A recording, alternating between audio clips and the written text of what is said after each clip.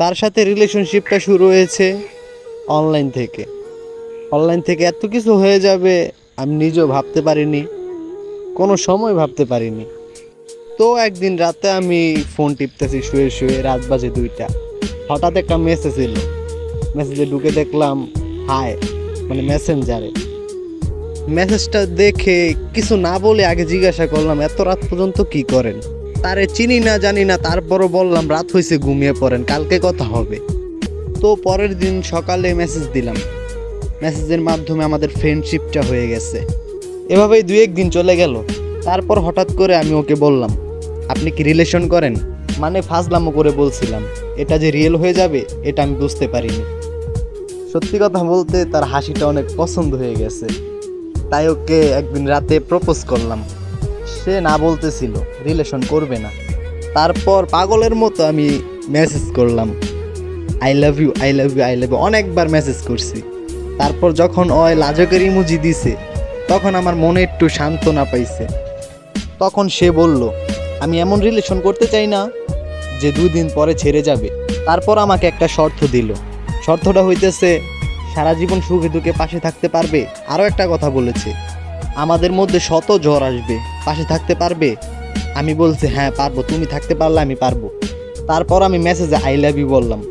I love you বলার পর রিপ্লাইটা দিল। রিপ্লাইটা দেওয়ার পর আমার এত খুশি লাগছে, মানে এটা বইলা বুঝাইতে পারবো না। এভাবেই আমাদের রিলেশনটা হয়ে গেল। তারপর অনেক দিন হয়ে গেছে, প্রায় 2-1 মাস হয়ে গেছে আমাদের রিলেশনটা চলতেছে। হঠাৎ করে তার বাড়িতে অনেক সম্বন্ধ আসতে থাকলো। অনেক সম্বন্ধ আমার জন্য না করছে। তো সে আমাকে বলল আমার বাবা মাকে বুঝাতে। আমি কিভাবে বুঝাবো ওই সাহসটা আমার হচ্ছিল না। তো তার কাছ থেকে কয়েকদিন সময় নিলাম।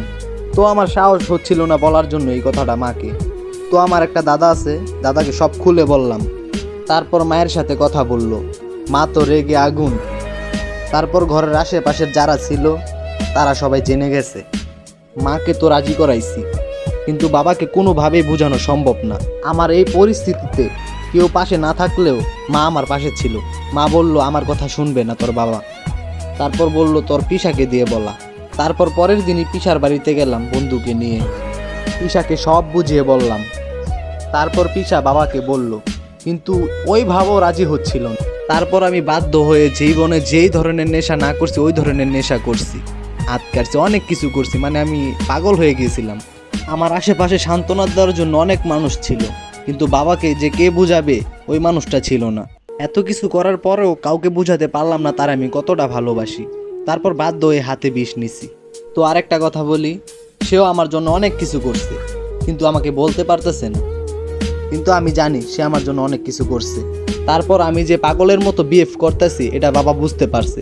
তারপর বাবা গেছে, সম্বন্ধ নিয়ে গেছে আমাদের বাড়ি থেকে ওদের বাড়িতে। তো ওইখানে গিয়েও বিয়েটা ঠিক হলো না। বিয়ে ঠিক হয়নি এই কথাটা শুনে আমার মাঝে আমি নেই, মানে আমার মাথায় পাহাড় ভাঙ্গা পড়ছে।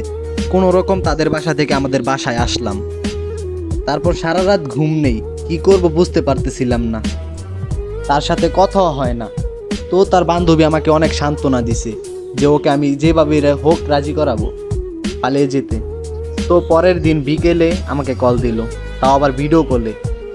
মানে আমার জান। তো সে রাজি হয়েছে, পালিয়ে আসবে আমার সাথে।